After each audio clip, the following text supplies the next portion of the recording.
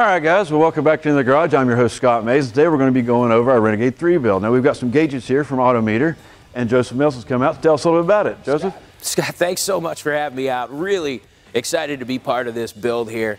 So we've got the AutoMeter Designer Black 2 Quad Combo Kit. Now, that's a really cool setup here. We got two 5-inch gauges.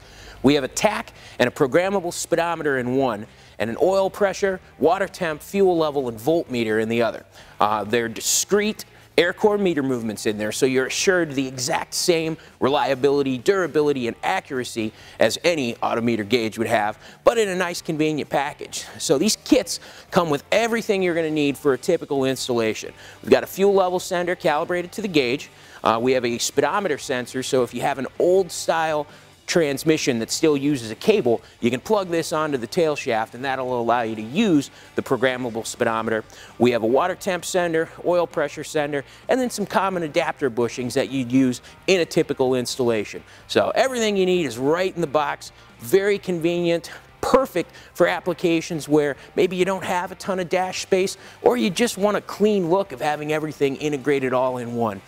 So the Designer Black 2s feature our through-the-dial LED lighting.